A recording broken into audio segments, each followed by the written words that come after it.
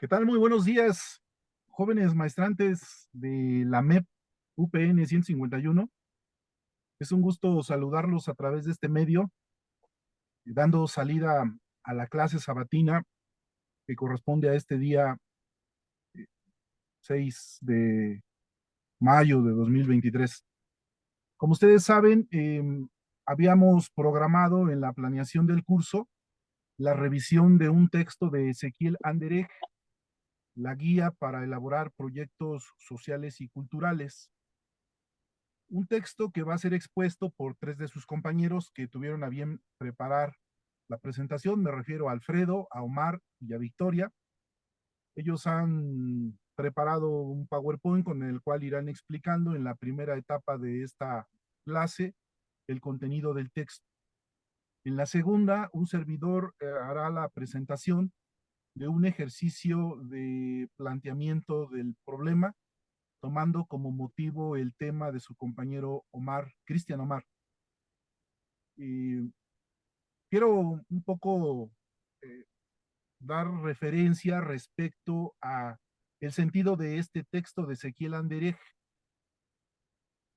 En algún momento de este curso, tendrán que mostrar si su trabajo de investigación va dirigido hacia una tesis de investigación, que es propiamente un ejercicio más intelectualizado de búsqueda de información en fuentes documentales, o si por el contrario es un ejercicio de intervención, el cual estaría dividido o bifurcado en dos grandes salidas.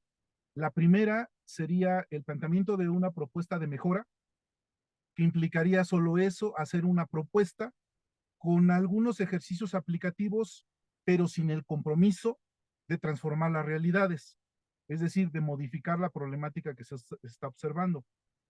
Y la segunda salida sería la de decir que su proyecto, siendo proyecto de intervención, convocaría a un conjunto de actores que ahora están afectados para que con su participación puedan entre todos, bajo la dirección del interventor, eh, modificar radicalmente el problema, transformarlo y al final determinar una posible solución o una solución ya comprobada. Este texto de Ezequiel Anderej, que además es un autor centroamericano que tiene ya casi 30 años trabajando, va sobre la última de las posibilidades, es decir, Ezequiel Anderej es un representante de la investigación-acción participativa. De acuerdo con él, la investigación-acción solo tendría sentido cuando el interventor convoca y reúne a los afectados para comentarles la necesidad de hacer entre todos algo para modificar el problema. Y eso lo hace reuniéndolos luego de haber él realizado un diagnóstico, y este diagnóstico es, digamos, el punto de partida con el cual él les explica cómo están afectados, en dónde están parados, qué problemas tienen y qué posibilidades de transformación encontrarían entre todos para posteriormente, en una especie de plenaria, en una especie de trabajo comunitario, empezar a planear las actividades individuales, colectivas y comunitarias más apropiadas con los recursos que se tienen para ir construyendo lo que él va a llamar un plan de acción o un programa de trabajo, porque él es un autor de la década de los 90 y los lenguajes de esa época pedían que el investigador participativo se presentara frente a un grupo o a una comunidad para explicarles el problema, organizarlos, plantear un plan, generar un plan e irlo desarrollando para que con el paso del tiempo cada uno de los participantes fuera tomando acuerdos. En tanto, el interventor iba evaluando las acciones, llevando seguimiento, y en la fecha de corte, cuando terminara la intervención, es decir, el intervalo de acción, pudieran entre todos decidir y evaluar si se había logrado la meta, si con ese primer ciclo de intervención era suficiente para atender la problemática, o si era necesario revisar nuevamente nuevas acciones e implementar un siguiente ciclo de acción. Esta es la lógica de Ezequiel Anderej. Es un sociólogo, básicamente. Es un sociólogo cuya propuesta no se da detrás de un escritorio. Él como sociólogo, como líder agrónomo, como miembro de la comunidad, lo que hace es proponer que el investigador de la acción, o si lo ponemos en el caso de los docentes, como docente participativo, tendría que estar con las personas, para las personas y con ellas, porque el trabajo desde esta tercera salida, la investigación, acción, con un proyecto de intervención que busca la transformación, tiene que darse en el terreno de los hechos y bajo una metodología totalmente práctica. Con este antecedente, yo quiero dejar en uso la palabra a sus compañeros para que, después de haber leído el texto, puedan vertir sus comentarios y al final hagamos igual una ronda de preguntas y respuestas con ellos. Adelante, compañeros. Bien, buenos días. El texto es cómo elaborar un proyecto, guía para diseñar proyectos sociales y culturales.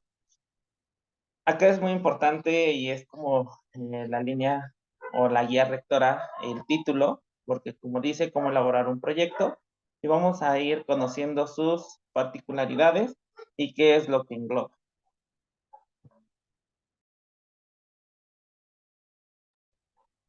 Bien, algunas precisiones conceptuales y operativas en torno a la elaboración y el diseño del proyecto.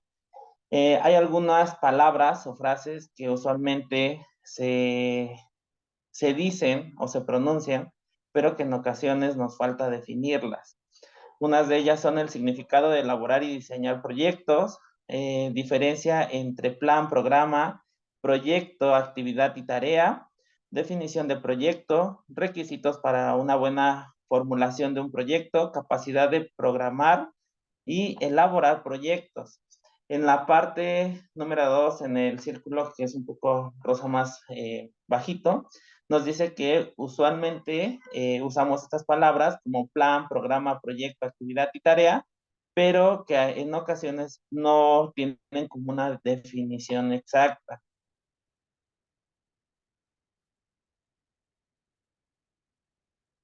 Dice, ¿qué significa elaborar y diseñar proyectos? Primero es la planificación, ¿sí? Que son las pautas para organizar ideas, precisar los objetivos, establecer los cursos de acción, concretar una serie de actividades específicas y elaborar criterios de evaluación. Este punto es muy importante ya que nos está dando un general acerca de lo que debe contener un proyecto. La elaboración de proyectos no puede ser un amontonamiento arbitrario de ideas. Si bien cuando empezamos a hacer un proyecto, a plantear un proyecto, tenemos muchas ideas, en general empezamos a plantear qué es lo que tenemos que hacer o por dónde tenemos que empezar, ¿sí? A buscar esa información que tal vez pueda ir vinculada a nuestro proyecto, a nuestro tema, y en general nos dice que al inicio empezamos a amontonar una serie de ideas que se va haciendo aún más grande, se va expandiendo y que llega a propuestas sin ninguna pauta o organización sistemática. Esto nos quiere dar a entender que a veces de tantas ideas que tenemos o durante la construcción del proyecto vamos nosotros teniendo una idea muy específica, pero posteriormente al estar más documentados o al ir buscando más información, vamos perdiendo como esta parte o como el objetivo o que nosotros estamos persiguiendo. Diferencia entre plan, programa, proyecto, actividad y tarea. Nos dice el autor que esto puede ser un lenguaje corriente, se entiende porque lo conocemos. Entonces conocemos estas palabras y las llegamos a decir y a veces no conocemos su intención de lo que busca esa palabra. Dice que el plan es un parámetro técnico-político dentro del cual se enmarcan los programas y proyectos. Política nos engloba que son políticos fundamentales las prioridades que se derivan de esas formulaciones, la asignación de recursos acorde a esas prioridades, las estrategias de acción, el conjunto de medios e instrumentos que se va a utilizar para alcanzar las metas y objetivos propuestos, es decir, lo que nosotros vamos a conseguir para sustentar el tema del cual se está proponiendo en el proyecto. Retoma un contexto económico, un contexto social o cultural, engloba programas y proyectos. Es decir, que nosotros tenemos un tema en específico y que lo tenemos que ubicar si es algo económico, si es algo social, si es algo cultural y qué programas y proyectos están vinculados a ese tema. Dice programa, actividad. Entonces vamos a tener un programa que son actividades organizadas mediante la realización secuencial e integrada de diversas acciones necesarias para alcanzar las metas y objetivos específicos de un proyecto. Vamos a tener que organizar o se tiene que organizar de manera sistemática qué es el paso a paso que se tiene que hacer para lograr tener una organización adecuada para la implementación del proyecto. La tarea dice que es una acción de operación de una actividad de un grado máximo de concreción y especificidad. La tarea nos va a llevar a investigaciones. Supongamos que tenemos un tema en específico, pero ¿qué es lo que vamos a desarrollar de ese tema en específico? Y poco a poco vamos a ir haciendo el vínculo de la información que uno vaya encontrando y lo que uno quiere lograr. Entonces, la tarea es buscar esa información, reunirla y seleccionar qué es lo que te puede aportar para el proyecto. Tenemos un esquema en el cual se organiza, que es primero el plan, ¿sí? Después el programa, después el proyecto, la actividad y la tarea. Esto es un conjunto que se debe de organizar en cada uno de los proyectos que se pretende establecer.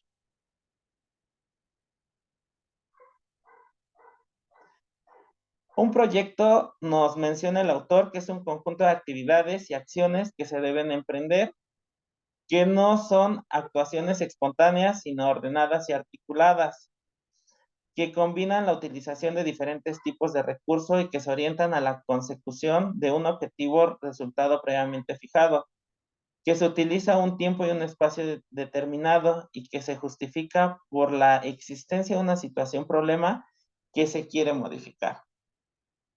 Estos son los puntos y los elementos que debe de contener un proyecto en específico.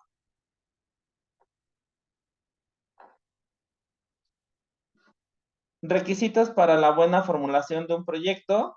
Nos dice el autor que vamos a tener que buscar una fundamentación, una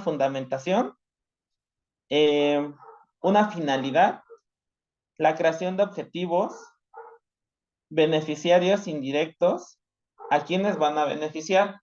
Es decir, si es, por ejemplo, a una organización o una estructura en la cual tú puedes aportar la idea o directamente tú creas un plan para lograr algo en específico. Los productos que se va a obtener, las actividades, qué acciones se van a generar, los insumos que se va a necesitar para lograr el objetivo del proyecto, responsables y estructura administrativa, quién ejecutará el proyecto, quién será el responsable y qué estructura administrativa tendrá como un organigrama de las personas que estarán a cargo. Modalidades de operación, cómo se ejecuta el proyecto, si es directamente, si es a través de una plataforma, cómo es que se va a llevar o implementar ese proyecto. Un calendario para organizar el tiempo, las actividades, los productos que se van a ir incorporando o que se van a estar estableciendo para lograr el objetivo. Prerequisitos, cuáles son los factores externos que deben existir para asegurar el éxito del proyecto. Si bien el proyecto se empieza a documentar, pero también se tiene que visualizar qué tendría que suceder o qué tendría que pasar para poder implementar el proyecto.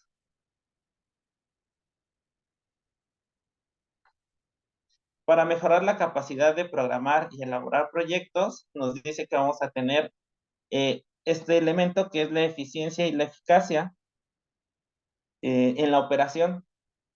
Es decir, si la eficiencia es llevar paso a paso la información, la documentación, la implementación del proyecto, y la eficacia operativa es que se implemente en un menor tiempo, con menos recursos, y que pueda sacar el proyecto o el tema sin extender o hacer muy prolongado o muy prolongada la búsqueda de información y de la meta que se está consiguiendo. Entonces, esas dos palabras son muy importantes para ver cómo es que se va a desarrollar el proyecto, qué es lo que uno necesita, si es la eficiencia o la eficacia. Capacidad de traducir las ideas de acción, comenzar por organizar la mente de cara a la acción, es decir, este, tener clara la idea, el objetivo sobre lo que se va a estar elaborando. Planificar es introducir organización y racionalidad a la acción con el propósito de alcanzar determinadas metas y objetivos.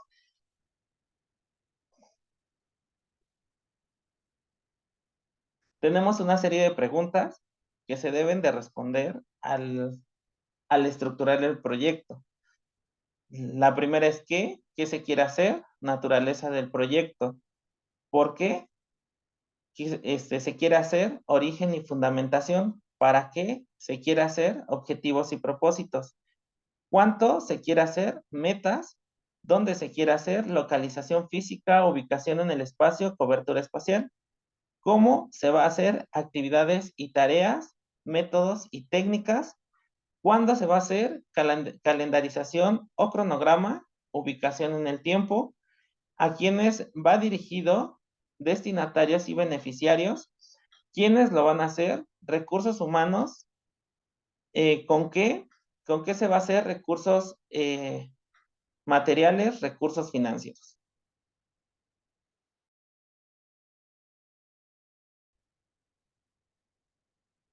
Eficiencia y eficacia operativa. Sensitividad para percibir y tratar los problemas. Flexibilidad y estabilidad en la dirección de las acciones. Adaptabilidad, fluencia, sinergia, capacidad de análisis, capacidad de síntesis, si es viable, si es inédito.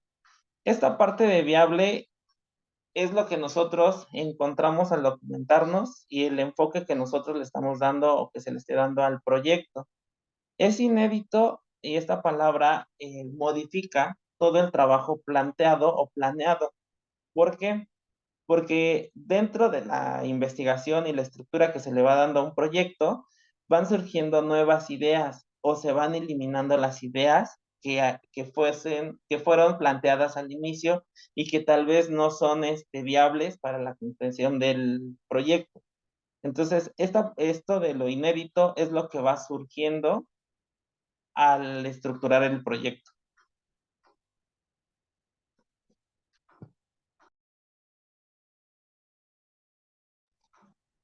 Ya para la elaboración de proyectos, denominación del proyecto, pues, qué tipo de proyecto se va a estar construyendo, iniciar desde el título y que lleve lo que se puede hacer.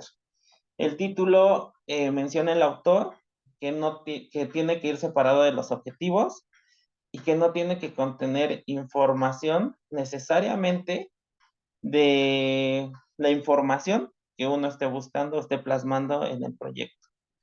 Sí tiene que ser un título que sea medible y que sea alcanzable. Un marco institucional, el sustento legal, lo que quiera hacerse en el proyecto e indicar el organismo ejecutador, para quién o para quiénes se va a implementar el proyecto y qué lo sustenta, patrocinante del mismo, el proyecto de dónde surge, qué institución lo está respaldando o cómo es que se está sustentando toda la información que se está plasmando en el proyecto.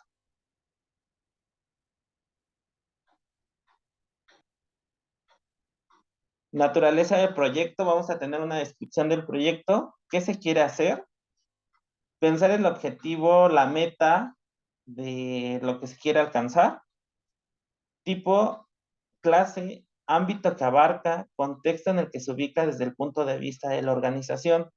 Estos elementos se tienen que considerar para poder estructurar el proyecto. Fundamentación o justificación. ¿Por qué se hace? Razón de ser y el origen del proyecto.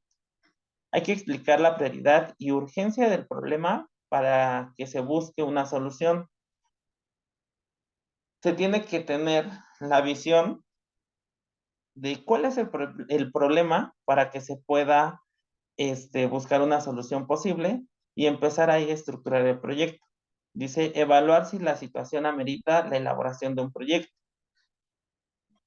Lo que se plantee o la búsqueda que se quiera hacer del tema en específico, se tiene que evaluar para establecer si sí es un proyecto lo que se requiere hacer. ¿Cuál es la naturaleza y la urgencia del problema? ¿Qué prioridades se concede a la solución de ese problema? ¿Las razones políticas o las razones técnicas?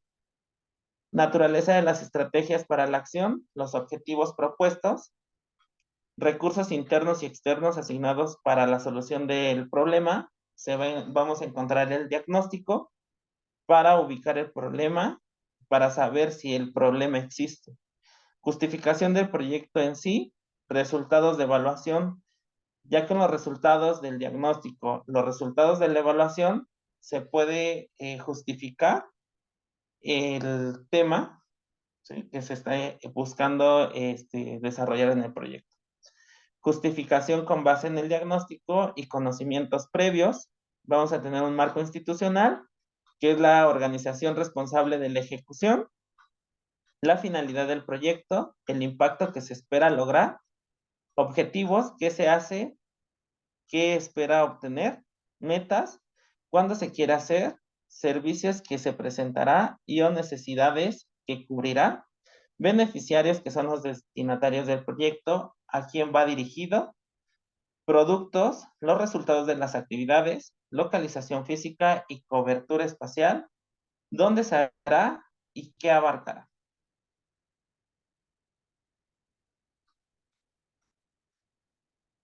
Métodos y técnicas a utilizar. Cuando existe un único procedimiento para llevar a cabo una actividad, usar la técnica de la manera más eficiente posible, incluyendo criterios ideológicos políticos y criterios técnicos, que es el marco legal o el sustento que va a estar reflejado en el proyecto. Establecer mecanismos de inserción e implementación de los beneficiarios. ¿A quiénes va a beneficiar tu proyecto en acción? Determinación de los plazos y el calendario de actividades.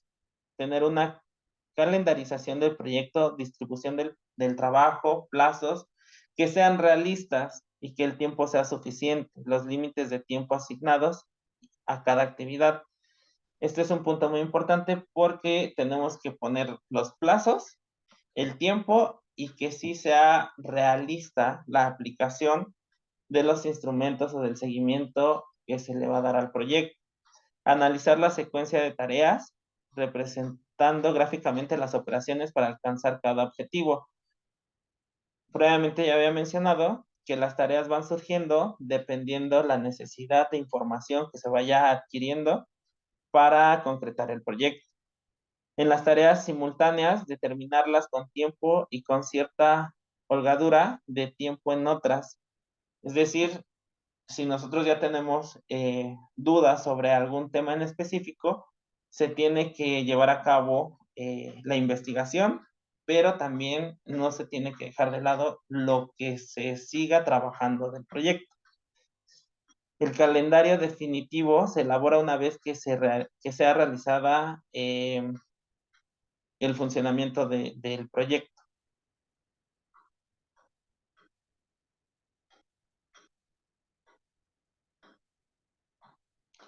Determinación de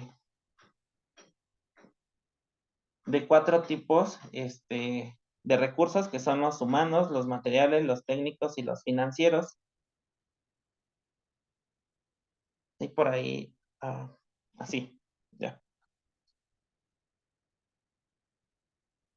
Creo que va Victoria. Sí, sí, sí, sí.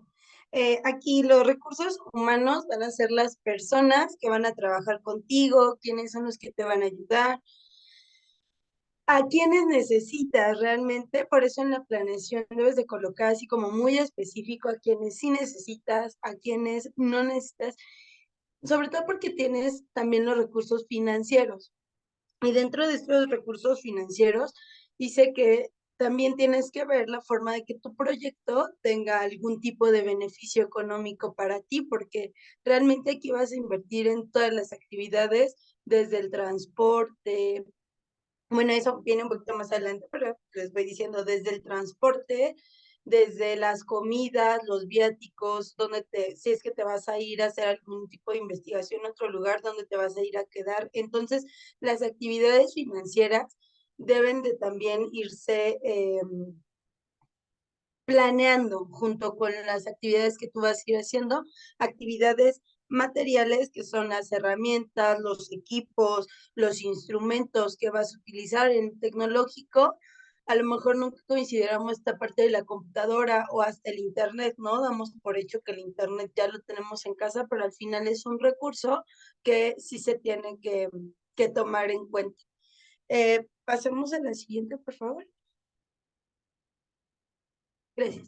Aquí en el cálculo de los costos y en la elaboración de presupuesto está el costo personal, cuánto te va a cobrar cada uno de los especialistas que tú vas a requerir, si requieres un psicólogo, si requieres un educador, qué es lo que tú vas a requerir para tu proyecto. Todos estos costos personales se van a ir tomando en cuenta. O si vas a hablar con estas personas como para que sea el trabajo colaborativo y a la vez terminando ya el proyecto, terminando todo el trabajo, puedan ustedes tener un beneficio económico. Lo que les mencionaba hace rato, la parte de las dietas, de los viáticos, qué vas a comer, cuánto vas a gastar en desayunos, en comidas, si te vas a mover a otro lugar, si te vas a quedar en tu casa, o si vas a salir de tu casa, considerar también esos gastos, que a lo mejor es una comida fuera de tu casa, a lo mejor no sales del lugar donde vives, pero sí tienes que hacer eh, movimientos dentro de la misma zona que sí implican un gasto económico de gasolina o de transporte. Si es que vas a rentar algún tipo de espacio, también aquí la renta de algunos locales o de algún lugar, de algún tipo de espacio donde tú vas a elaborar este proyecto, que cuentes con los insumos necesarios en esta parte de material y de equipo. Como decía, muchas veces obviamos, ¿no? Que todos tenemos a lo mejor computadora, pero probablemente parte de tu equipo no tenga computadora y tengas que buscar cómo rentar tu computadora o comprar o hacer esa inversión para comprar esta computadora. Los gastos de funcionamiento van a ser todos los gastos que están involucrados en la papelería, el teléfono, a lo mejor impresiones, electricidad, agua, que a lo mejor dentro de este despacho, de esta oficina que tú vayas a montar, tengas como lo necesario, papel higiénico, como para que las personas puedan funcionar correctamente. Y a todos estos gastos nos sugiere hacer una implementación del 5% en cada uno de los gastos por imprevistos, porque pues dice que al final no sabes qué tal que el papel tú más o menos calculas que te va a durar cierto tiempo y al final resulta que pues, se terminó antes y entonces tienes que volver a invertir para comprarlo. Entonces, como para no salirte de estos presupuestos, te dice que tengas un 5% en imprevistos y los beneficios que al final puedas o vender tu curso o tú dar tu curso y cobrar por él o sacar un tipo de beneficio económico que al final te resulte redituable.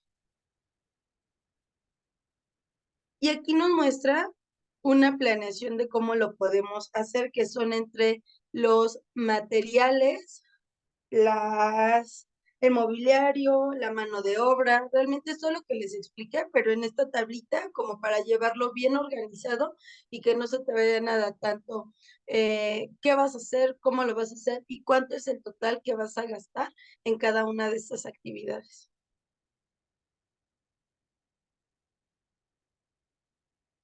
En la parte de la estructura organizativa y de gestión del proyecto, nos pide que tengamos previsto un organigrama, que es donde vamos a colocar todas nuestras actividades, un manual de procedimiento, funciones del personal del proyecto, qué es lo que va a realizar cada quien, como para que no se salgan a lo mejor, dependiendo de sus habilidades y sus aptitudes, a ver qué es lo que va a realizar cada uno sin que tengan que intervenir otros y en qué va a ser un trabajo como en equipo, un trabajo colaborativo, que haya funciones individuales y funciones grupales. La realización, interacciones del personal, movilidad y mecanismos de coordinación, sistema de evaluación interna y el seguimiento, canales de información, organización funcional y organización por proyectos, que este es el que va a dirigir. Va a haber un director general prácticamente y después va a haber como un director como para cada una de las áreas que te estés asignando para que exista mayor control, como que haga un efecto pulpo, así como que de la cabecita y se vayan distribuyendo todos los demás.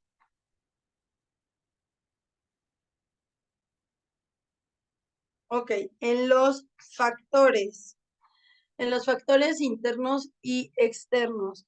En estos En estos factores vamos a tener un punto preciso a dónde es a donde queremos llegar y este punto preciso a dónde queremos llegar y cómo vamos a llegar tiene que ser realista y tiene que ser bien fundamentado, saber que tienes los recursos tanto económicos como los recursos de personal, como los recursos también tú necesarios para poder llevar a cabo este proyecto. No puede ser nada más como que se me ocurre ir a la luna y entonces no tienes ni el cohete, no tienes ni a las personas necesarias como para poder llegar a este punto. Entonces dice que sí tiene que estar dentro de tus medidas y que sí tiene que ser algo muy realista.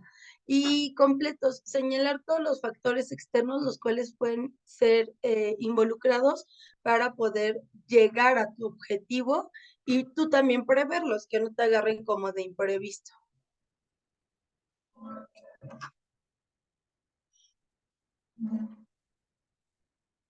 Ok, en la parte de los indicadores de evaluación, aquí es como muy puntual en que sí carecemos de una evaluación de qué es lo que estamos haciendo, cómo lo estamos haciendo y cómo lo estamos determinando, dice que tu proyecto será poco útil, que si es necesario que cada cierto tiempo tú tengas una evaluación, que te propongas metas y después de esas metas, una vez que ya las has logrado, que tú crees ya haberlas logrado, las evalúes, porque muchas veces creemos que ya lo logramos, que ya lo tenemos o que salió muy bien, pero dice que si tú no tienes esta evaluación, tu, tu proyecto será poco viable o poco confiable. En los indicadores nos van a servir estos mismos para poder medir estos objetivos, si los estás logrando, si no los estás logrando y qué tan bueno ha sido, cómo los estás logrando.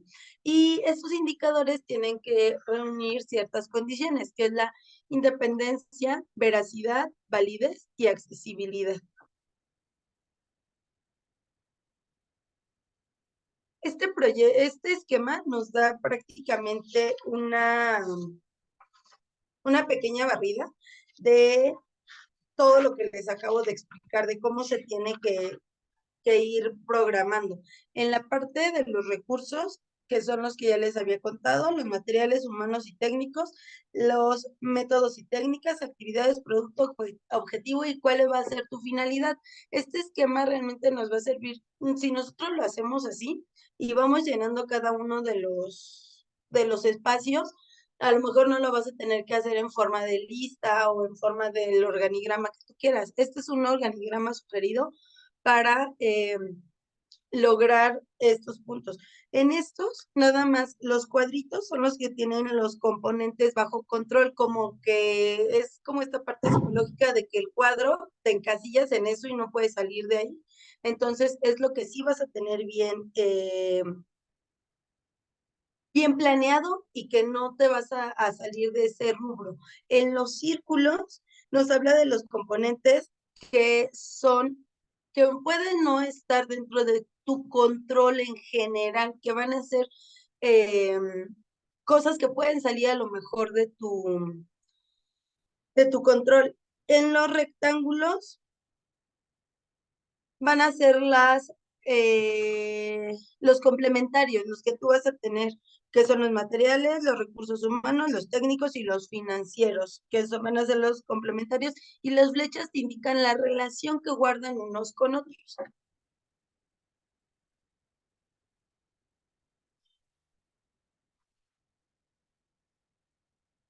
Ya para la programación de actividades, también nos sugiere este cronograma. Este ya nada más es como la parte ya estructural de lo que les explicó, por ejemplo, Omar, de cómo ir acomodando o cómo ir sacando la lista de tus productos, pero en realidad aquí te va definiendo, ¿no? ¿Qué es lo que vas a poner en cada uno de los lugares?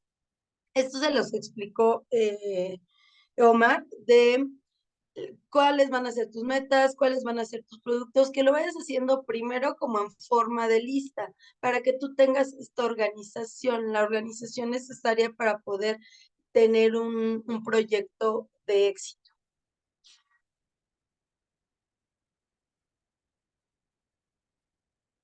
En el diagrama de Gantt o el cronograma de alcance, ya todos estos, bueno, mínimo los que yo les voy a explicar, son solamente diagramas, los cuales nos van a servir para organizar de mejor manera nuestras actividades. Tú puedes elegir el que se ajuste mejor tanto a tu personalidad, a tus necesidades.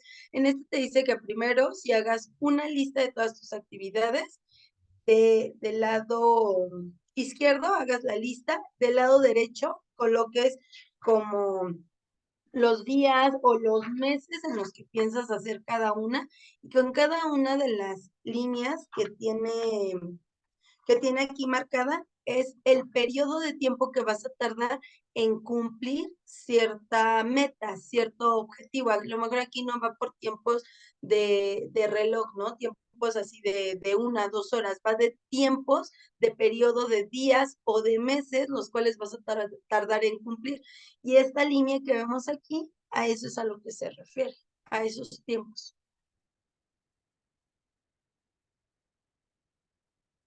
El método de programación ABC.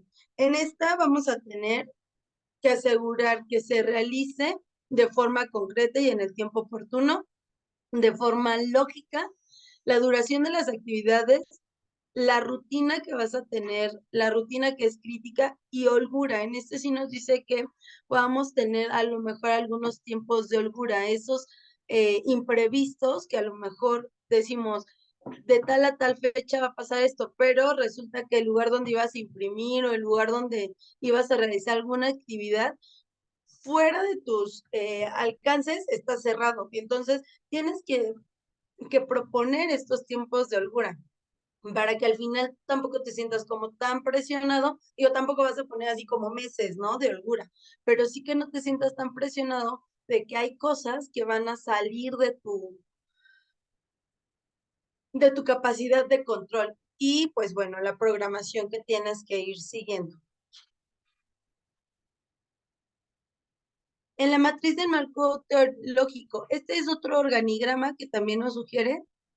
En uno vas a poner la finalidad que tienes y de las finalidades, los indicadores que te van a dar del proyecto, que este es el 1.1. En el 2, ¿cuál va a ser tu objetivo? Los indicadores para realizar este objetivo y los objetivos a corto plazo, que son los objetivos inmediatos. Después vienen los productos. De los productos, el objetivo y la meta de cada uno de estos, las actividades y de las actividades que va a ir teniendo cada producto, como irlo desglosando, y del insumo, los insumos y las actividades que vas a ir desglosando. Ese diagrama lo presentó Omar, que venía el plan, proyecto y cuáles eran cada uno de los proyectos que se iban a ir desarrollando. Pero aquí no lo muestra en forma de diagrama de tablita, como para tener más organización en nuestro producto.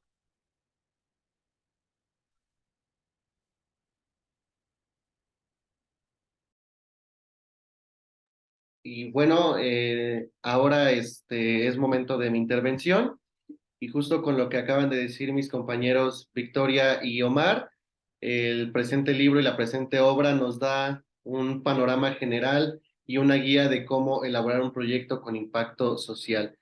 Y bueno, la denominación del proyecto es muy importante porque son criterios para evaluar, priorizar y seleccionar proyectos. Siempre es importante en estas matrices y eh, en estos formatos que nos presenta Victoria y Omar, pues preguntarnos siempre cuál es la finalidad o cuál es la razón del proyecto, por qué se emprende el proyecto y determinar los beneficiarios y el impacto. Si bien, como decía el doctor, el autor de este libro, pues es un actor comunitario, al final del día también hay que tomar en cuenta esos agentes y esos personajes que van a tener un impacto o que tendrán un impacto a partir de este proyecto. El objetivo y meta específico que debe alcanzar el proyecto, mejoras o cambios en el grupo o al grupo al que va dirigido.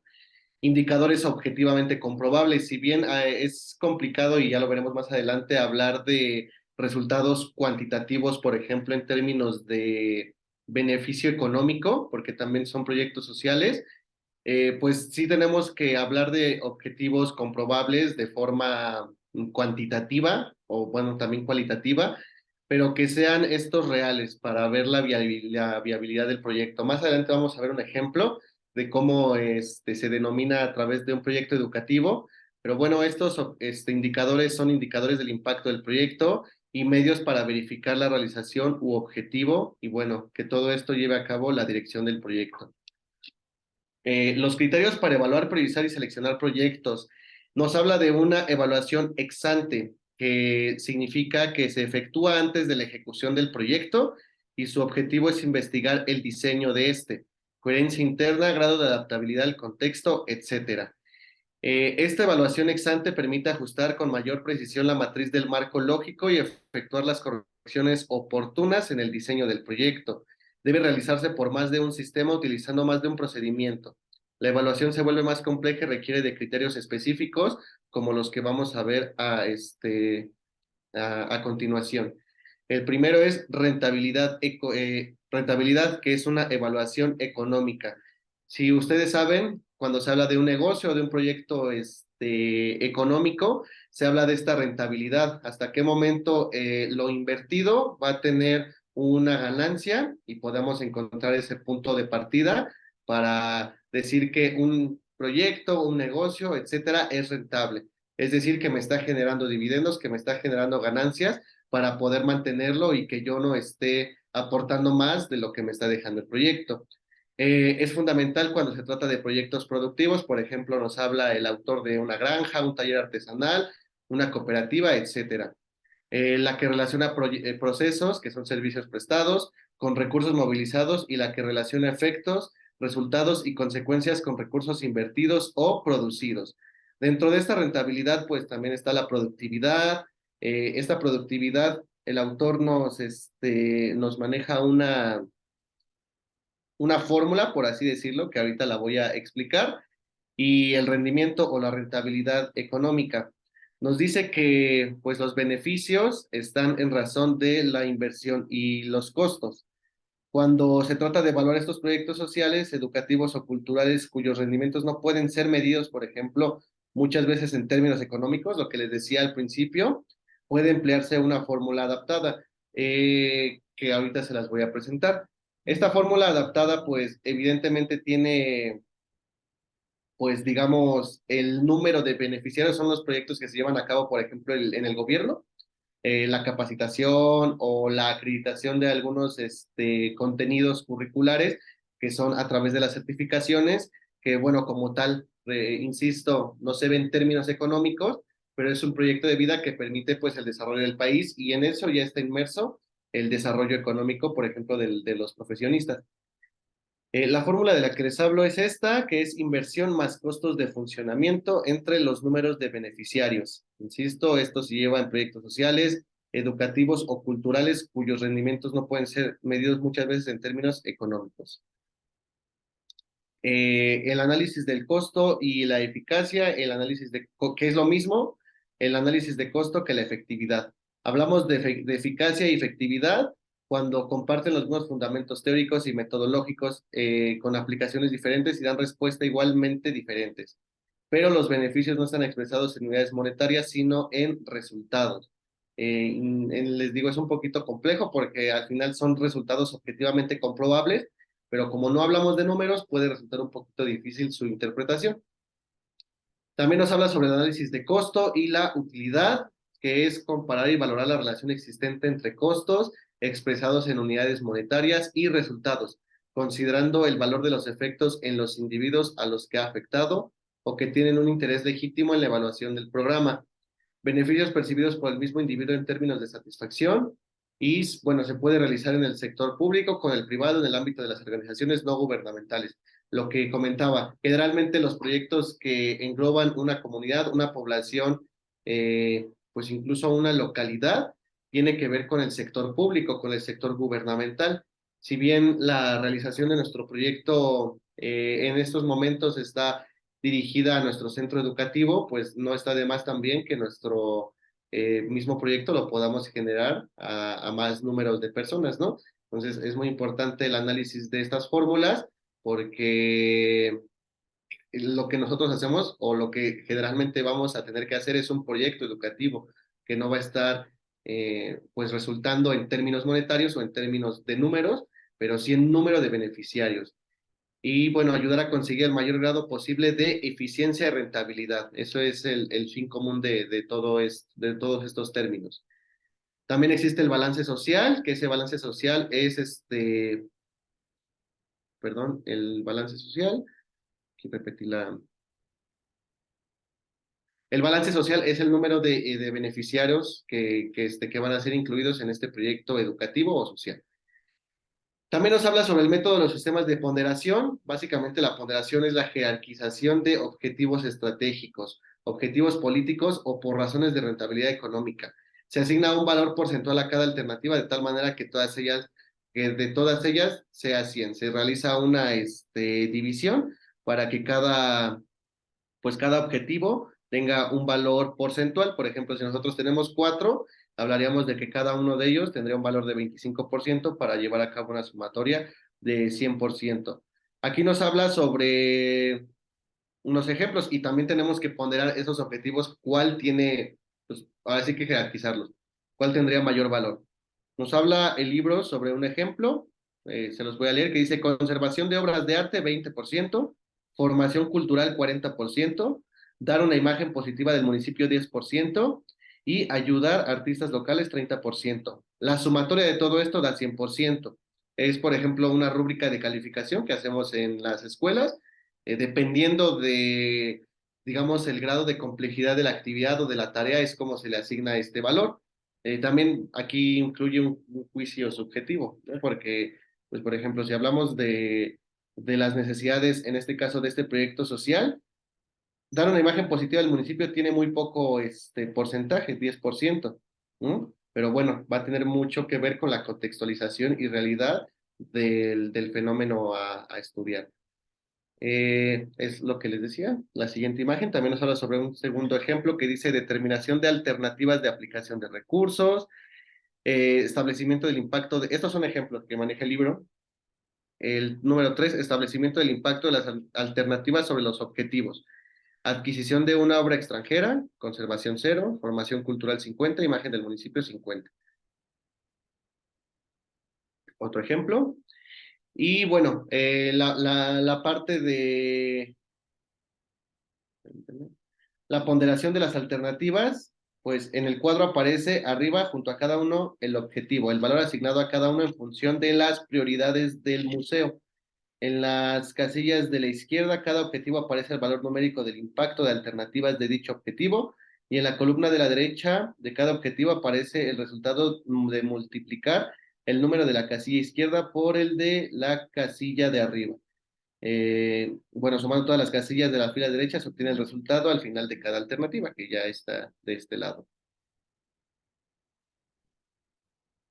Y bueno, ya para ir culminando en esta parte teórica, porque insisto, el libro es muy práctico en cuestiones de que con cada uno de nuestros proyectos lo podamos adaptar a estos formatos que nos presentan los compañeros y que nos presenta el libro en general.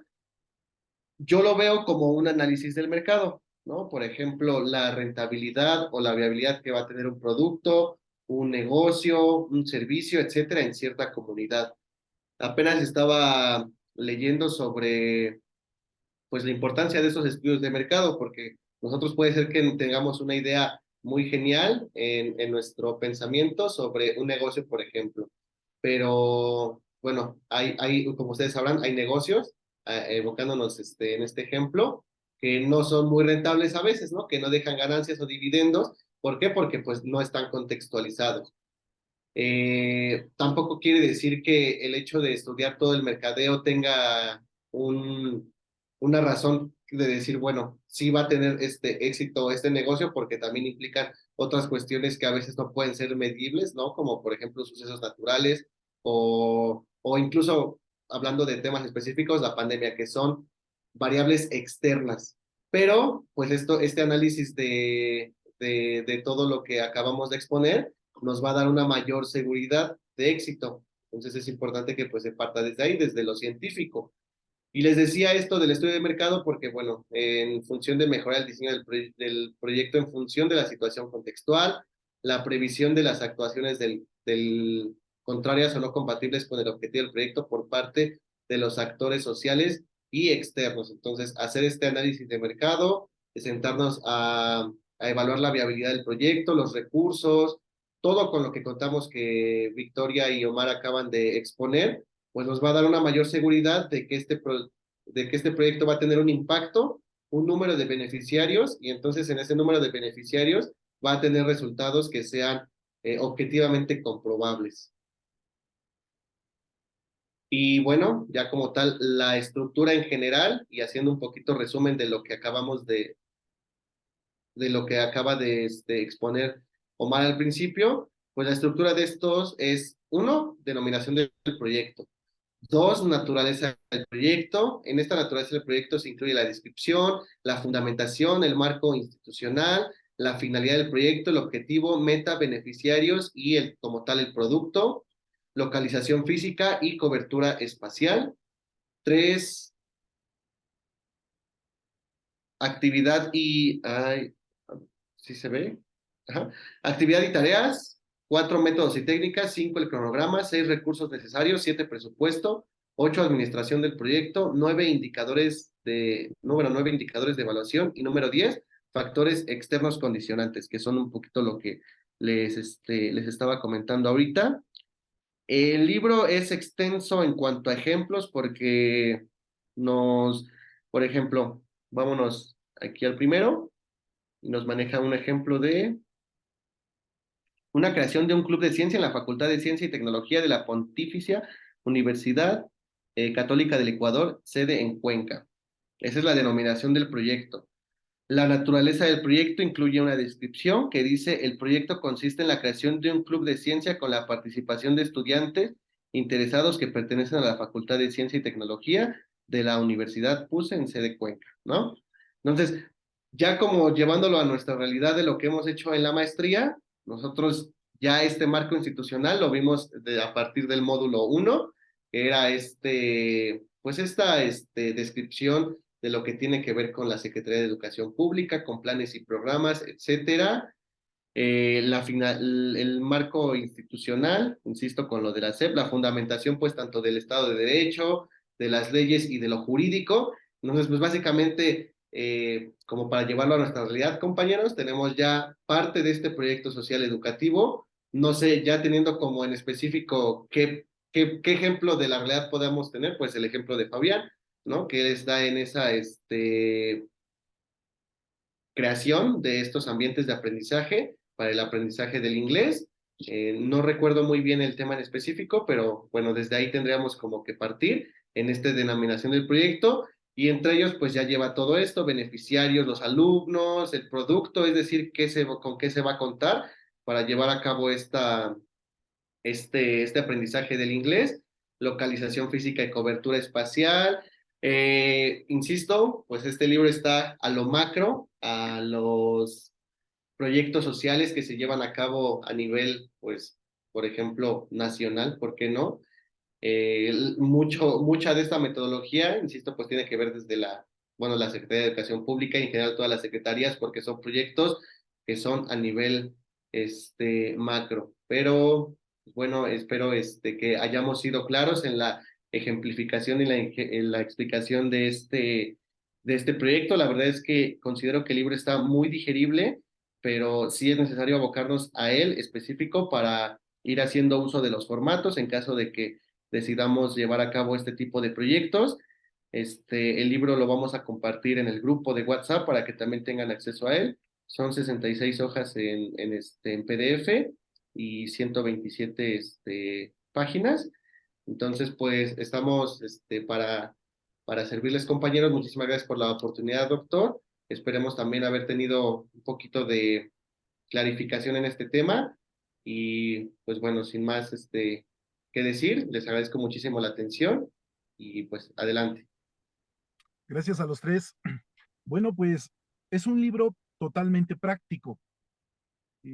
Esta es una de las ventajas de la investigación-acción, el hecho de que los problemas educativos que se identifican obligan al interventor a realizar un plan para implementarlo en un cierto tiempo, otra vez de ahí de la idea de intervalo, moviendo recursos que no solamente están en la institución, sino básicamente que el interventor localiza como posibles apoyos que incluso están fuera.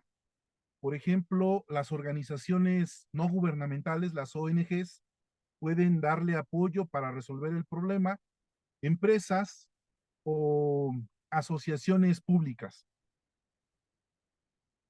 Está llegando ya el momento de determinar qué tipo de proyecto va a realizar cada uno de ustedes. Ya preocúpense por eso. A lo sumo les quedarían 2 semanas para determinar qué tipo de proyecto van a emprender. Si es un proyecto de investigación, tendrán que abrir la comunidad científica discutiendo con sus lectores y discutiendo con sus propias ideas desde el punto de vista intelectual. Es decir, aquellos que vayan a escribir un proyecto de investigación tendrán que leer y devorar libros completos de los especialistas que están escribiendo sobre su temática. Esa no es una tarea nada sencilla.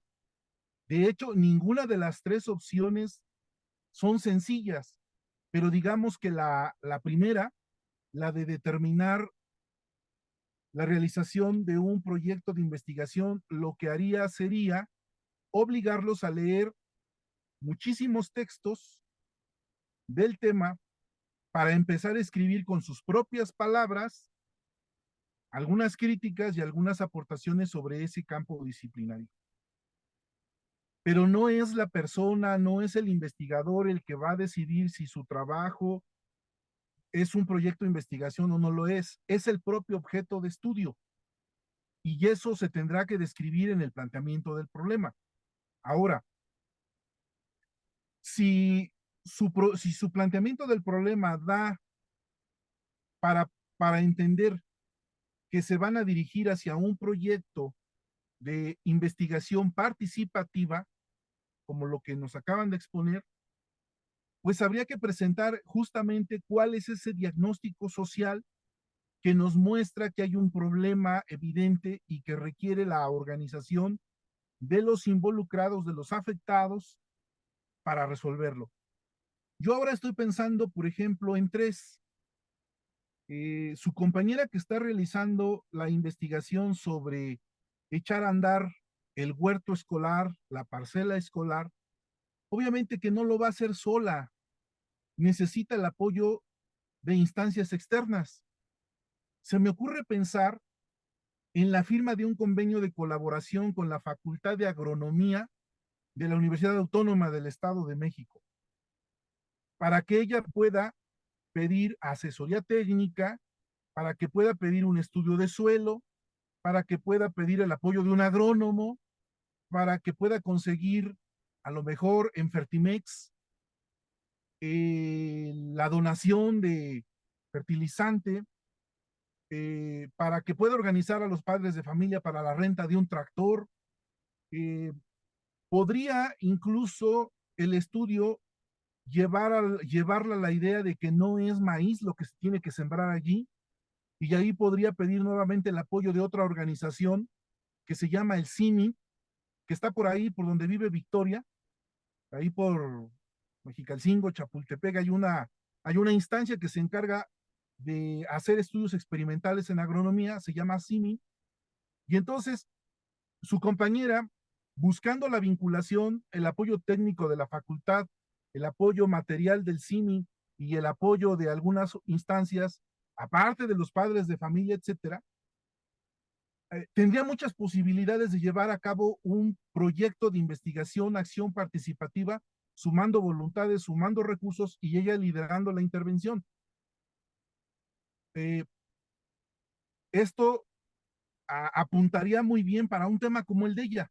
O sea, ella no podría hacer un trabajo de investigación sobre los huertos escolares, o sea, es absurdo, pero sí podría hacer un trabajo de intervención, acción participativa, sumando voluntades. Lo mismo, por ejemplo, su compañera que está trabajando el reciclado de prendas.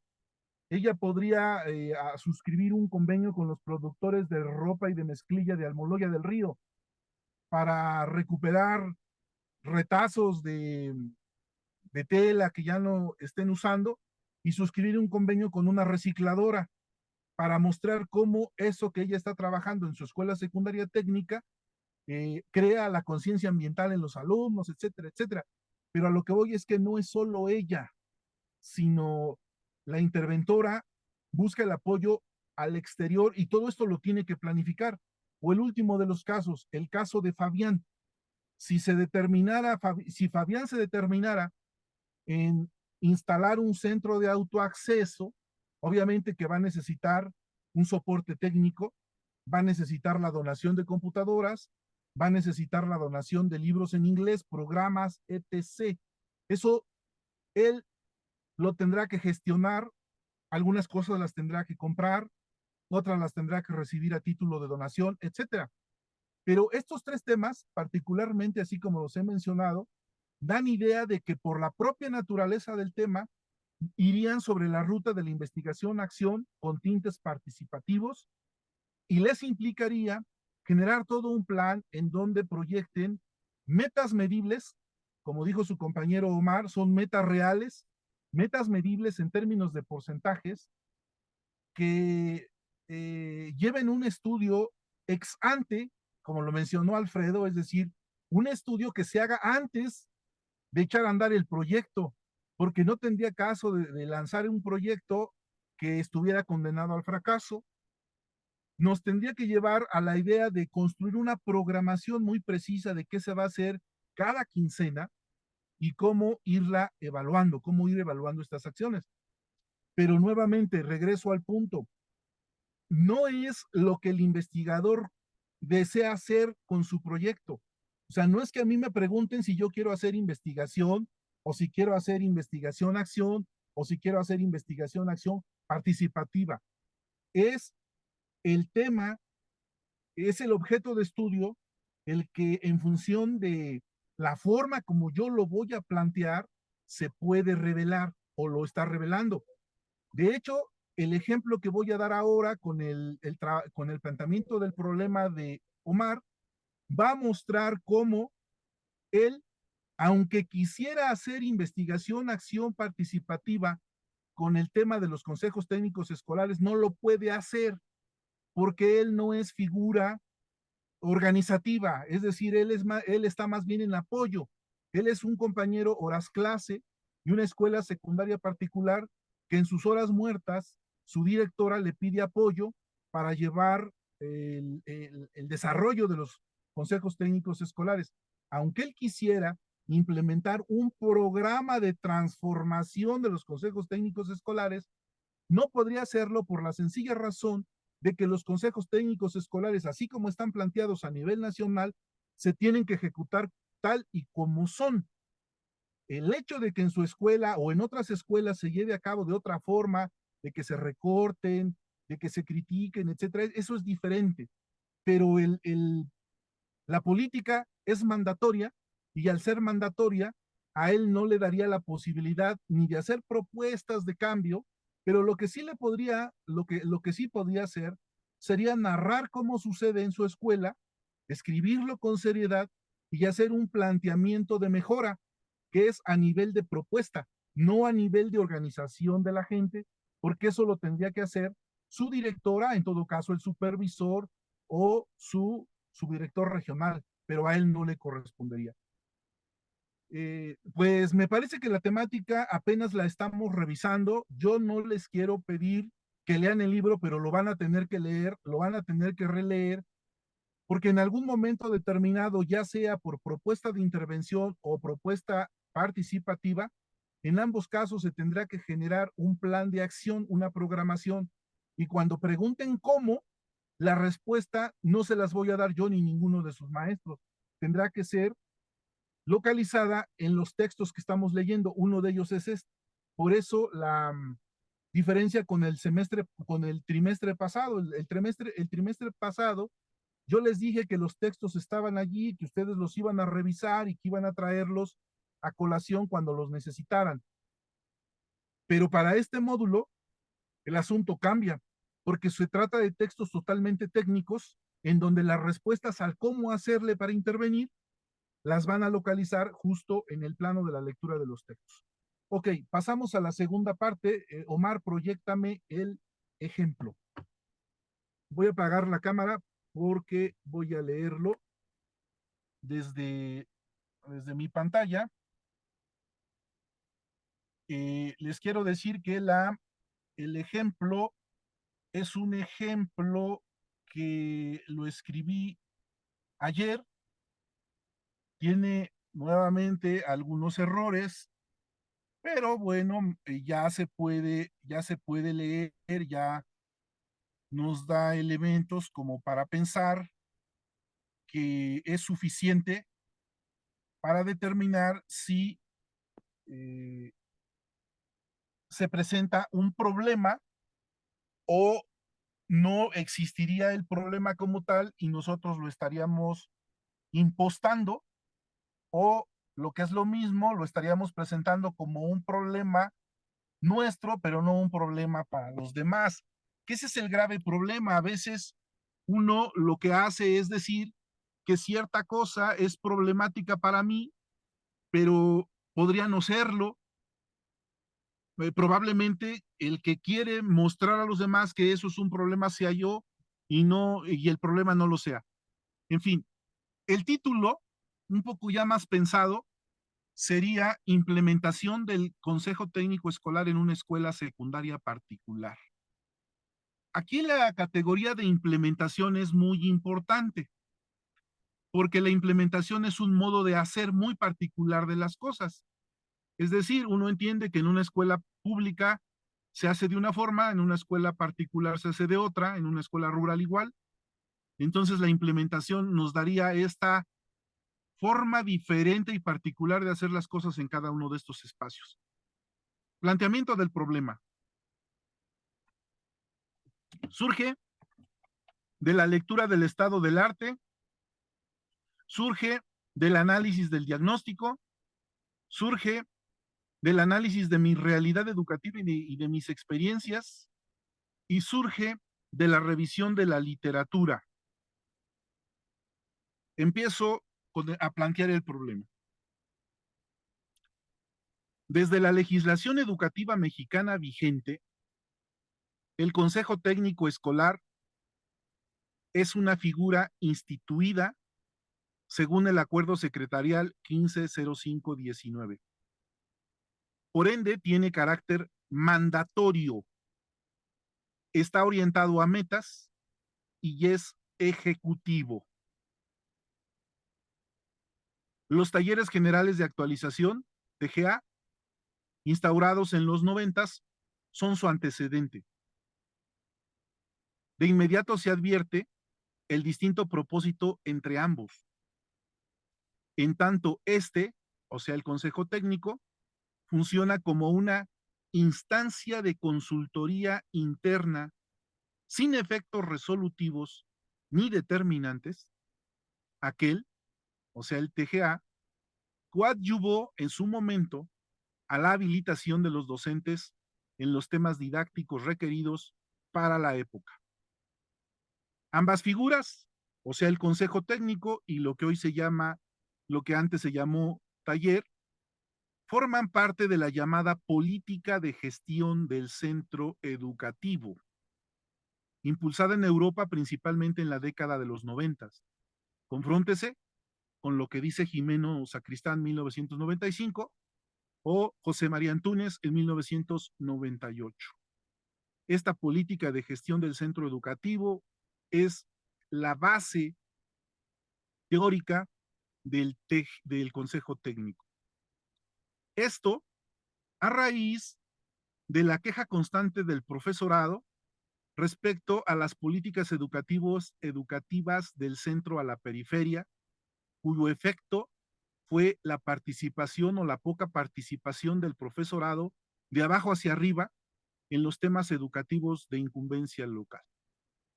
Muchos de los maestros se quejaban de que todas las indicaciones venían de arriba hacia abajo y de que los maestros de abajo no podían participar en la toma de decisiones de la institución.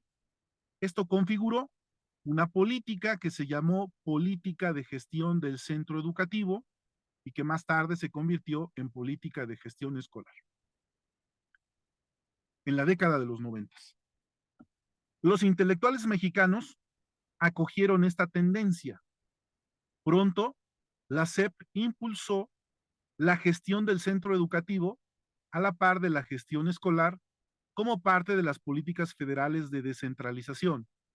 Véase Justa Espeleta 1991.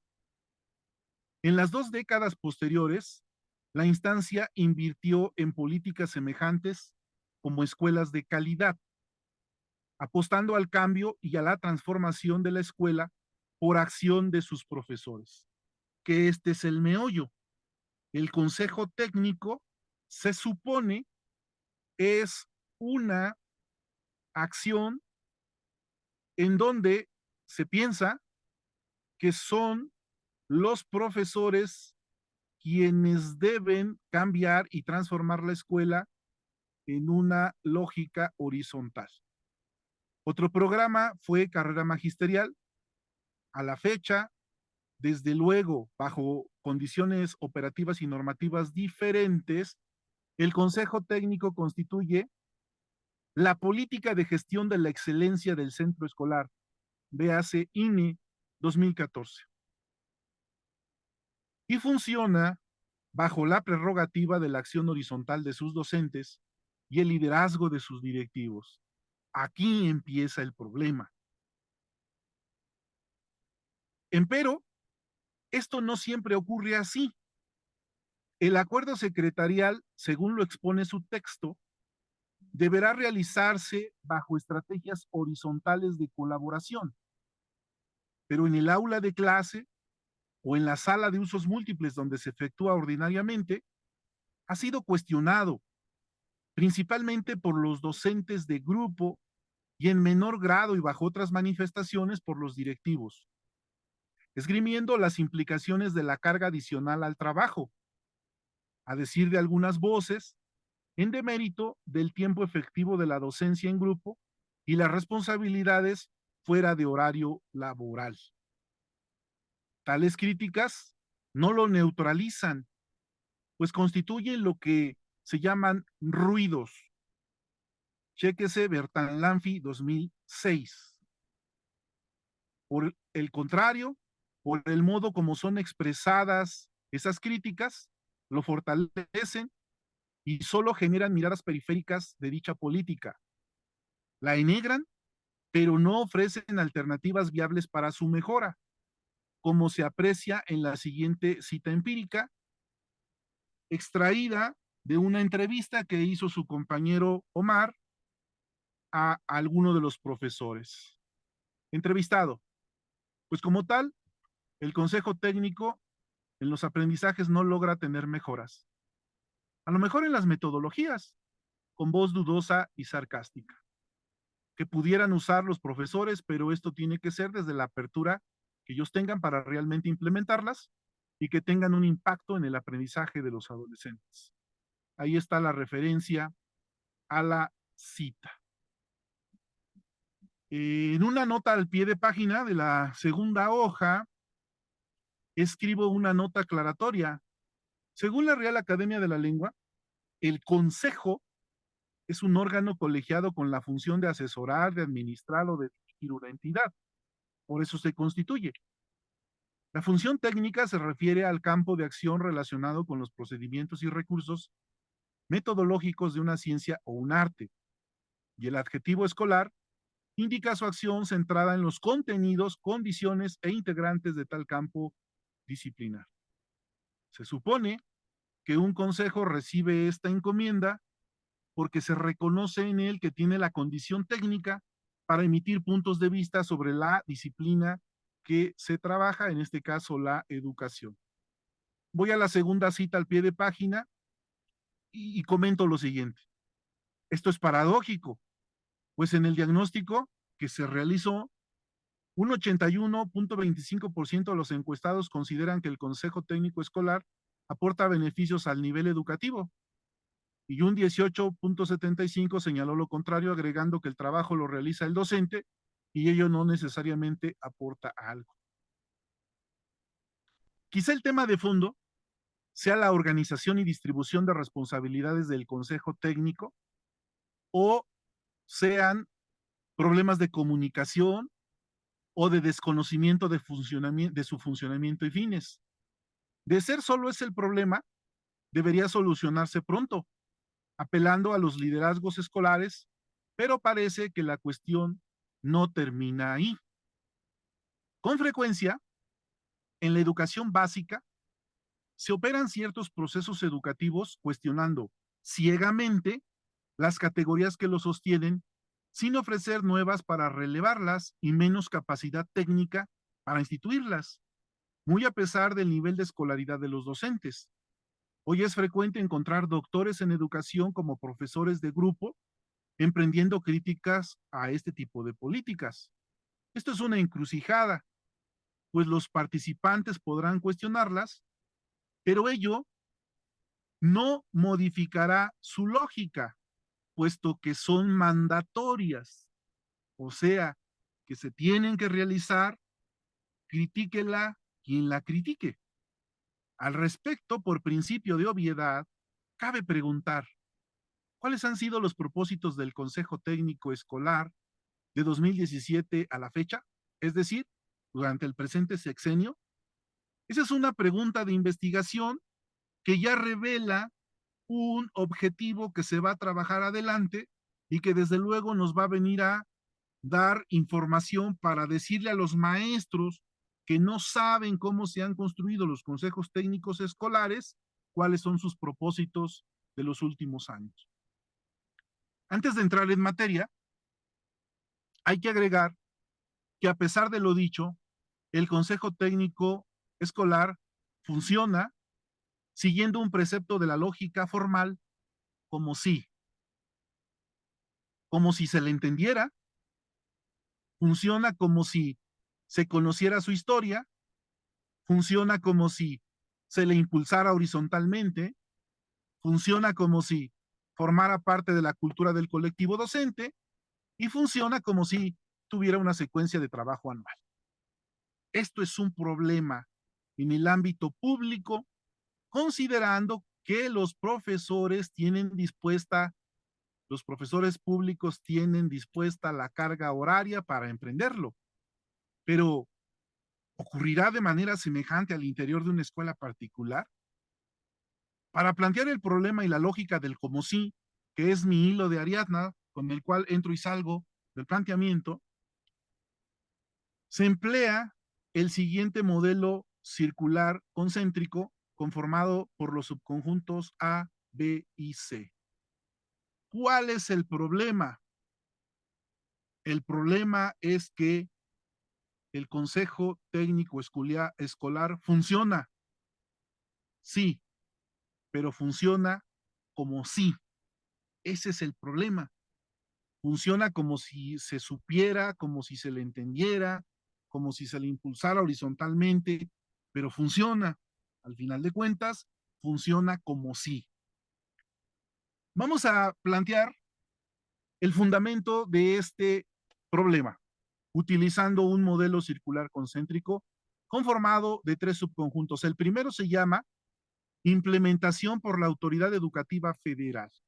Aquí comienza parte del problema porque la Dirección General de Gestión Escolar envía por lo regular 8 días antes las guías, ahora orientaciones a los colectivos docentes. Esta premura en el envío provoca ruidos.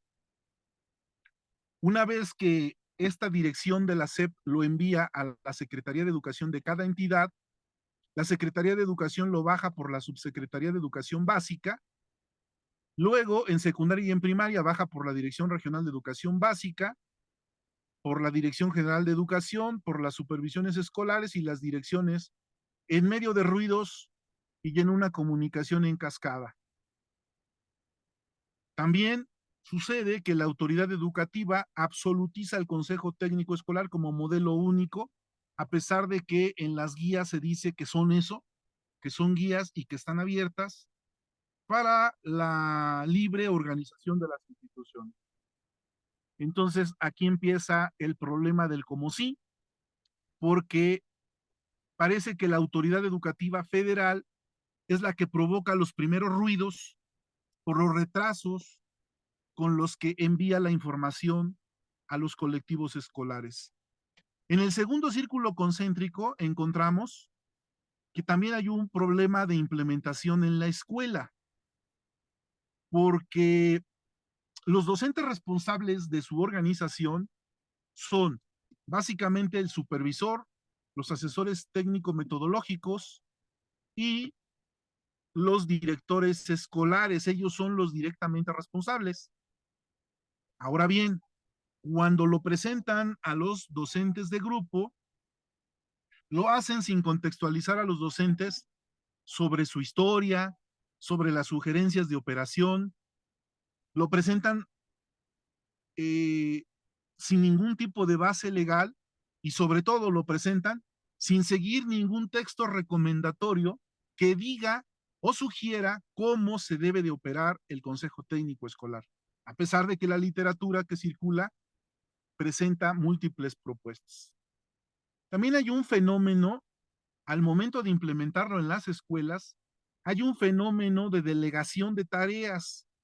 Casi siempre la dirección escolar va a delegar estas tareas en algunos profesores conocidos con el nombre de caballitos de batalla, que son quienes van a asumir las tareas que le corresponde realizar a otras figuras.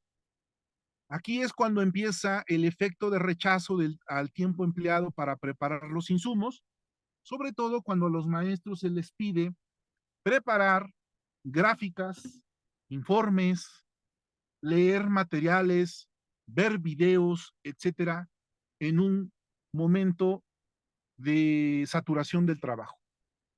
Eso nos lleva a que se piense que en la implementación del Consejo Técnico Escolar en la escuela, bueno, la responsabilidad sea relativa con respecto al cumplimiento de los acuerdos, porque luego se encuentra que un acuerdo o una tarea no está presente en ese momento y empiezan algunos alegatos. Entonces, encontramos ya dos niveles de problemática del como sí. uno propuesto o generado por la Autoridad Educativa Federal, otro generado por la forma como se implementa en la propia escuela, y hay un tercer subconjunto de este modelo concéntrico con el que estoy presentando el planteamiento del problema, que es el sentido contingente de la implementación escolar del Consejo Técnico Escolar. El sentido contingente o lo contingente es aquella característica que nos permite entender que las cosas se pueden hacer de manera diferente a como se sugiere en un modelo único. Y sí, hay posibilidad de hacerlo de manera diferente. Sin embargo, aquí lo que se aprecia es que hay una lucha de fuerzas entre la supervisión escolar que pide productos descritos en la guía con la dirección de la escuela, que finalmente termina o desemboca en la entrega de productos como están sugeridos en la guía, pero que no tenemos la seguridad de que hayan sido generados por los maestros y en todo caso hayan sido simulados o en su defecto hasta comprados. Lo que le da entonces una validez relativa a los acuerdos y productos logrados y que se siga haciendo delegación en la implementación a ciertas figuras educativas o que en el peor de los casos se utilice el tiempo del Consejo Técnico Escolar para atender tareas diferentes, dando así un uso distinto de este tiempo para la realización de las tareas. Cuando nosotros encontramos entonces la convergencia de estos tres círculos que dan cuenta del cómo sí funcionara el Consejo Técnico Escolar, encontramos una convergencia de estos tres niveles en un modelo lógico que nos va a presentar los siguientes elementos. Con respecto a los principales problemas generados por la forma como la autoridad lo implementa, encontramos tres. Primer problema, retraso en la entrega de materiales, guías y la falta total de orientaciones y pronunciamientos por parte de la autoridad educativa.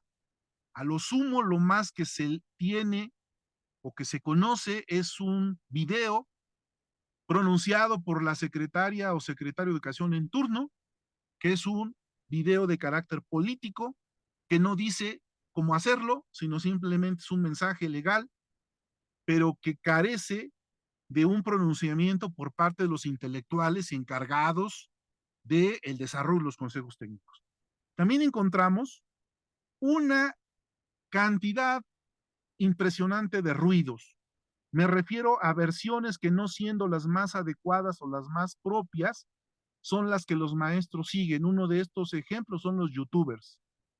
Y por el otro lado, una absolutización del modelo, en donde lo que se dice por un lado es que hay apertura y por el otro lado lo único que se toma como válido pues son los productos colocados en las guías como productos valederos.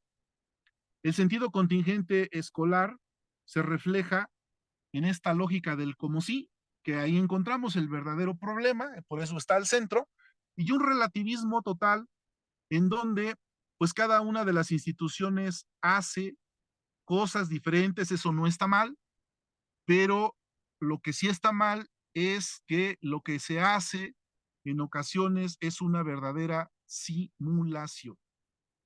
Por otro lado, en la implementación en la escuela, lo único que encontramos es una crítica sagaz por parte de muchos docentes que emprenden una crítica, pierden el tiempo, generan alegatos, pero no superan ni tampoco proponen nada. Aquí está el problema, como encontramos en el centro de este modelo concéntrico, parece que el problema en la operación de los consejos técnicos escolares en general se ubica en el plano de que se realizan todo bajo un esquema de naturalidad, pero bajo la lógica del cómo sí.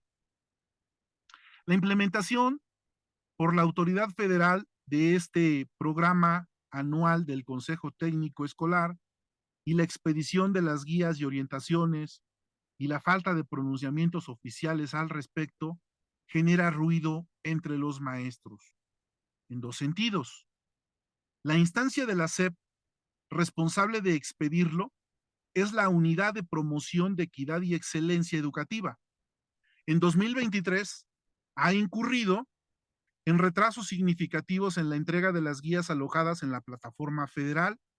Los materiales de apoyo se envían días antes de la realización del consejo, sin mayores explicaciones adicionales, pero con la solicitud expresa de leerlos y ver los videos correspondientes, ambos considerados como insumos indispensables para su realización.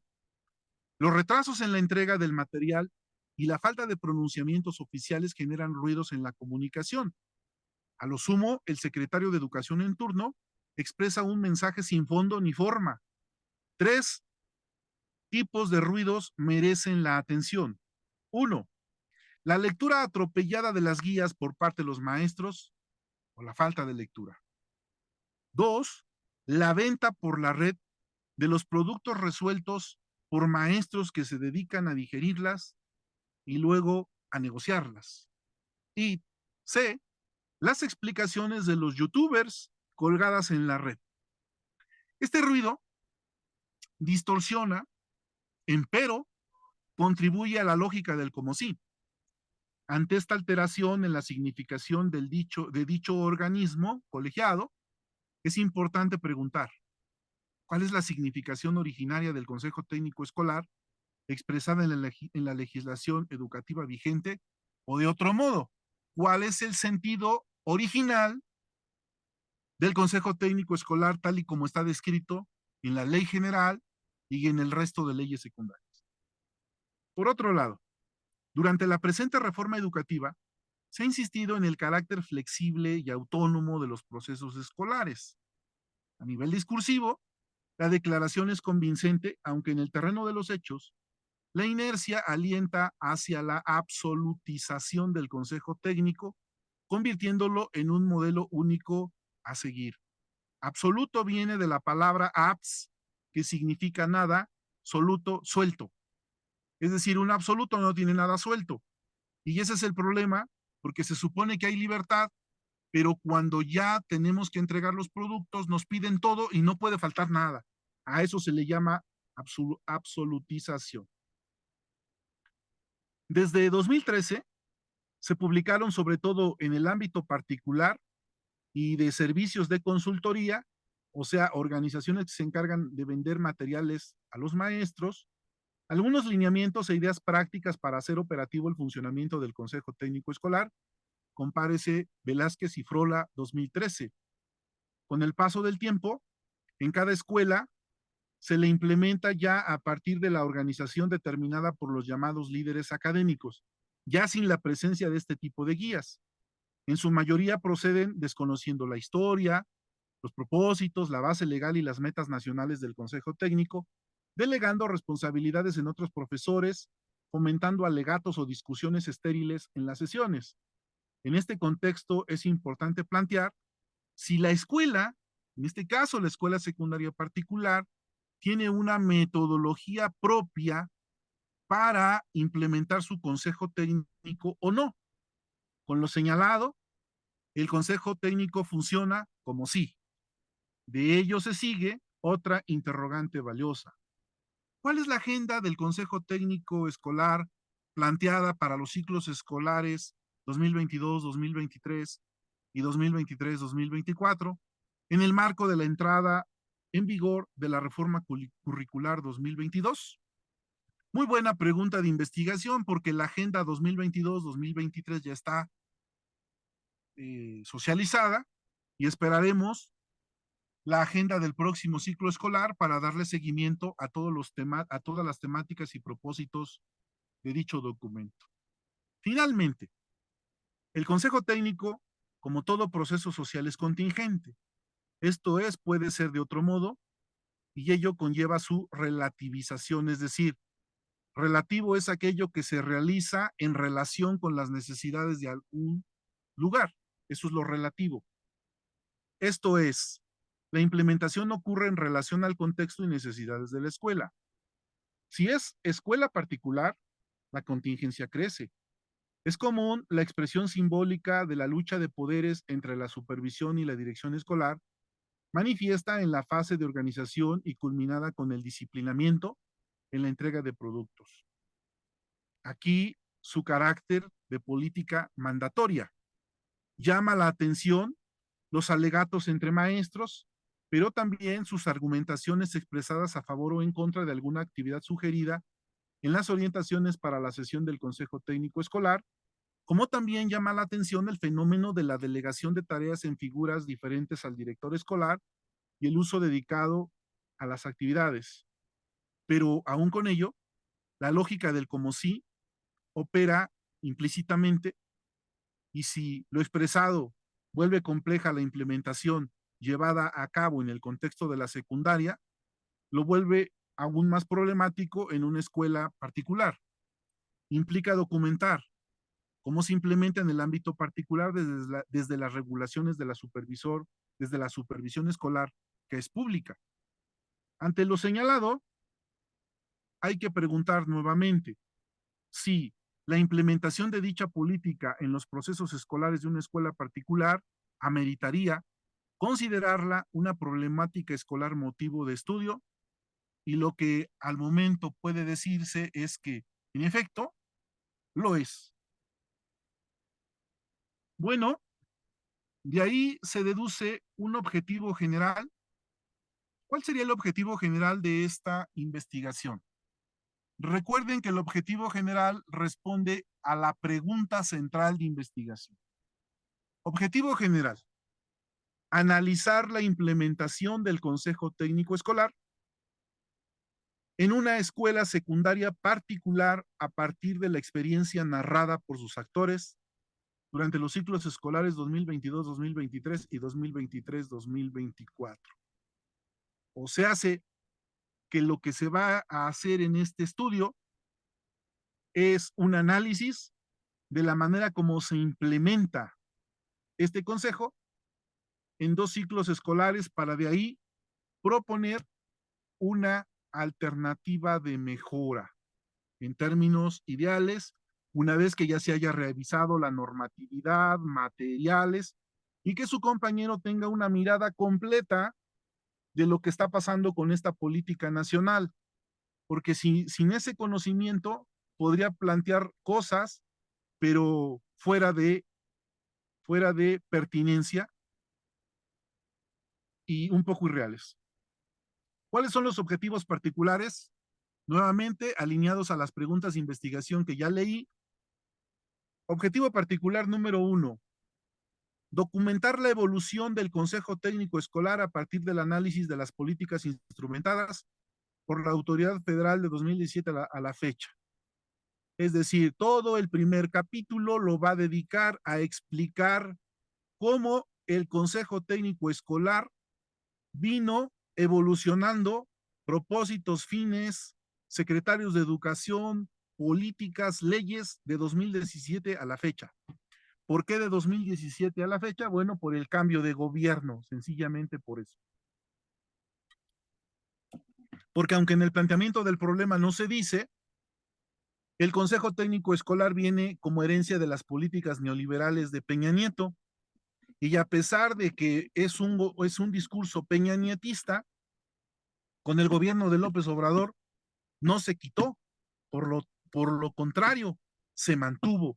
De ahí el carácter mandatorio de la política. Y esto nos lleva a razonar que si un presidente y un secretario de educación no quitaron el Consejo Técnico Escolar, todas las críticas que pueda tener desde abajo no lo van a mover. Eso es muy importante. Objetivo número 2: definir la significación de Consejo Técnico Escolar en el marco de la normatividad vigente. Esta es una construcción de análisis de discurso. Si ustedes observan, la palabra consejo técnico y escolar tienen una pequeña coma, y eso quiere decir que lo que se va a hacer es explicar a fondo qué es un consejo, por qué su carácter técnico y qué tiene que ver con el contexto escolar. Eso no se ha hecho, o lo han hecho poco, y eso lo podemos afirmar con la revisión del estado del arte. Entonces, si a alguien le preguntáramos por qué se llama consejo y tuviéramos que decir que solamente tiene facultades de mera consejería que no son resolutivas, bueno, entendería lo que está sucediendo. Número 3, objetivo número 3, registrar la agenda del Consejo Técnico Escolar implementada por la autoridad educativa en los ciclos escolares 22 y 23. Es decir, llevar un registro y un seguimiento de las 13 sesiones anuales de cada ciclo escolar, para explicar qué se dijo, qué se hizo en la escuela particular en cada una de estas sesiones, como una reconstrucción histórica de los hechos. Y objetivo número 4, describir cómo se implementa este Consejo Técnico Escolar en la cotidianidad del trabajo en una escuela secundaria particular. Y finalmente, planteando una propuesta de mejora por la cuestión de que las escuelas particulares tienen el tiempo medido, no se dedican todo el día a la realización del Consejo Técnico Escolar, y lo más importante del caso es que quien lo va a realizar es un profesor que no debería de estar en esa función y que sin embargo está. ¿Cuáles son las fuentes? Bueno, libros de base, por ejemplo, aquí el texto de Antúnez, claves para la organización de centros escolares, para hablar de el modelo de gestión del centro educativo. Bertan Lanfi, la teoría de sistemas para checar el asunto, los ruidos, es decir, todas las distorsiones que dicen cosas diferentes a lo que se tendría que decir del Consejo Técnico. Justa Espeleta, que desde 1991 hablaba de las funciones del Consejo Técnico como un estudio en escuela primaria, es una tesis indispensable. Jimeno Sacristán, la dirección de los centros educativos, para hablar un poco de cómo llegó a México. Gómez y otros, el Consejo Técnico Escolar, Dinámicas de Participación y Posibilidades de Desarrollo, publicado por ITESO, que es un texto en donde se dice cómo el Consejo Técnico se modificó de 2017 a 2018, y el clásico de Velázquez y Frola, 2013, después de que fue publicado el acuerdo secretarial que lo instituyó como Consejo Técnico Escolar, estos consultores de inmediato presentaron un libro que le vendieron a los maestros para que los maestros supieran cómo se iba a implementar. En los últimos 10 años ese libro ya pocos lo conocen, y ahora lo que sucede es que los maestros llevan a cabo sus consejos técnicos escolares siguiendo el puro empirismo o siguiendo solamente los lineamientos de las guías, pero sin darle mayor riqueza ni mayor viveza a sus trabajos. Muy bien, pues no es el mejor ejemplo. Le hace falta revisar, le hace falta agregarle algunos elementos relacionados con el trabajo de campo que se realizó en el diagnóstico, precisar la redacción, traer mayores elementos vivos de lo que está pasando en el grupo, pero queda planteado el problema. ¿Cuál es el problema? El problema es que el consejo técnico funciona como si. Es una figura lógica, es una figura retórica, y funciona como si todos supiéramos qué es, como si todos conociéramos su historia, como si todos estuviéramos implicados en una relación horizontal, como si todos estuviéramos comprometidos con el consejo, pero esto no es así, y eso amerita darle a conocer a los maestros la historia, darles a conocer la normatividad, explicar cómo ha venido funcionando, cuáles son las políticas que lo erigen, y eso va a constituir el nombre de los capítulos de la tesis y desde luego la construcción de un plan de acción a título de propuesta de mejora. Casi termino, como lo dije, este trabajo no da para plantear una propuesta de investigación participativa, porque su compañero tendría muchos problemas para convencer a los maestros de su escuela de integrarse a un grupo de trabajo pero sobre todo tendría mucho problema para convencer a su director y sobre todo tendría mucho problema para convencer a la dueña de la escuela de invertir recurso para este cambio. Pero lo que sí puede es construir un plan de acción para que una vez que conozca todo el contexto, él, porque parece que este asunto necesita leerlo más,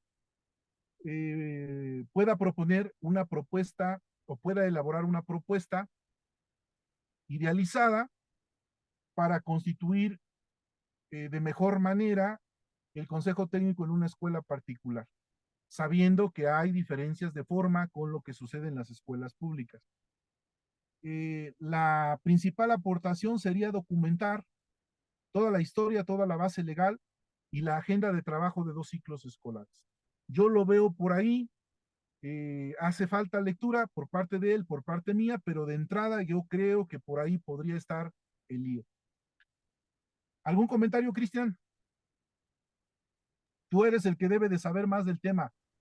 Dije Sí, la clase pasada, dije la clase pasada que ese texto de 5 o 6 cuartillitas que acabo de leer desliza una falacia o dice una mentira, quien debe de saberlo eres tú. Porque yo lanzo el texto pensando que lo va a leer, no lo vas a leer solo tú, lo va a leer Alfredo, lo va a leer Victoria, lo va a leer cualquiera, y si yo digo una mentira en ese texto, de inmediato me lo van a echar en cara. Por eso, cuando tú leas con calma este planteamiento del problema, lo primero que tienes que identificar son ideas que parezcan falsas. Yo digo que quien expide las guías es la unidad de excelencia educativa. Tú dime si sí eso es cierto o es falso, porque el planteamiento tiene que llevar ese tipo de información. Adelante, Omar, y con tu participación cerramos esta sesión.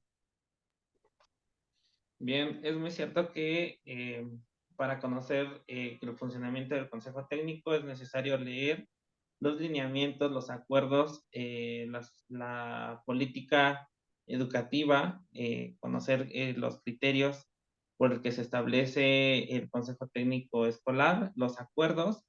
Eh, sí hay autores, pero también se marca mucho quienes tienen un argumento crítico hacia el sistema, hacia el órgano del Consejo Técnico, y quienes aportan una idea más conceptualizada acerca de su funcionamiento. Este, Estoy trabajando en generar, identificar las problemáticas. Me estaba dando la tarea de volver a reconstruir toda esta parte del esquema que nos proporcionó sobre cómo identificar, desmenuzar, desglosar los objetivos, la problematización y por dónde se puede empezar a construir el documento que quiero lograr. Y precisamente también conocer quiénes están involucrados, desde quienes elaboran las guías del Consejo Técnico, quienes las implementan, cómo surge la idea y qué instituciones están involucradas para implementar estas guías y el funcionamiento del Consejo Técnico. Ok, bueno, es un trabajo de investigación. En los próximos 2 meses tendrás que armar el proyecto.